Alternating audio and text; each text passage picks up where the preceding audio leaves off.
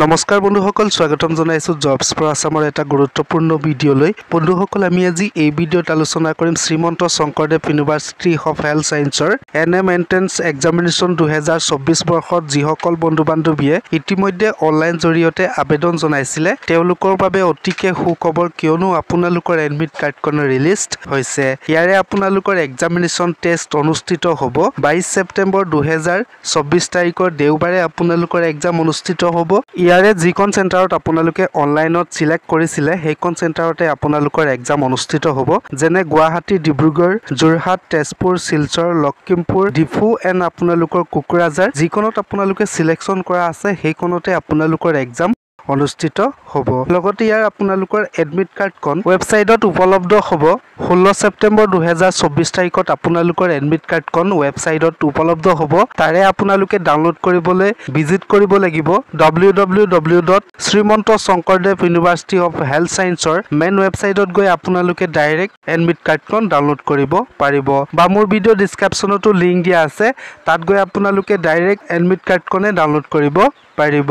লগতে বন্ধুসকল মোৰ চেনেলটোলৈ যদি নতুনকৈ ভিজিট কৰিছে চেনেলটো প্লিজ সাবস্ক্ৰাইব কৰি দিয়ক লগত থকা বেল আইকনটো দবাই দিয়ক এনএম এন্ট্ৰেন্সৰ সিলেবাসখিনি যদি চাবলৈ যায় ইয়াৰে আপোনালোকৰ 100 মাৰ্কৰ এক্সামিনেশ্যন হ'ব ইয়াত আপোনালোকৰ 50টা কোৱেশ্যন থাকিব প্ৰতিটো কোৱেশ্যনত 2 মাৰ্ক থাকিব ইয়াৰে আপোনালোকৰ প্ৰথম সিলেবাস ইংলিছ আছে ইংলিছত আপোনালোকৰ 20টা কোৱেশ্যন আহিব 40 মাৰ্কৰ কাৰণে মেথমেটিক্সত 15টা কোৱেশ্যন আহিব 30 মাৰ্কৰ কাৰণে জেনাৰেল সায়েন্সত 15টা কোৱেশ্যন আহিব 30 মাৰ্কৰ কাৰণে লগতে ইয়াত কোনো ধৰণৰ নেগেটিভ মাৰ্কিং নাই যদি আপোনালোকৰ এনসাৰ ভুল হয় তেতিয়া হলে আপোনালোকৰ ইয়াত কোনো চিন্তা কৰিবলৈ নাই কাৰণ নেগেটিভ মাৰ্কিং নাই যেতিয়া নেকি আপোনালোকৰ এনসাৰ যদিও ভুল হয় ইয়াত কোনো ধৰণৰ প্ৰবলেম নাথাকে লগতে বন্ধুসকল যদি আপোনালোকে এনএম এন্ট্ৰেন্সখন দিব বিচাৰে ইয়াৰে আপোনাৰ ইংলিছ আৰু আসামিজ দুইটা ল্যাঙ্গুৱেজতে দিব পাৰিব তাৰে আপোনালোকে এটা বাছনি কৰিব লাগিব যদি আসামিজত দিব বিচাৰে আসামিজত দিব পাৰিব ইংলিছত দিব বিচাৰিলে আপোনালোকে ইংলিছতো দিব পাৰিব লগতে ইয়াৰ সময়সীমা দিয়া আছে ইয়াৰে বন্ধুসকল আপোনালোকৰ ৰাতিপুৱা 11টা বজাৰ পৰা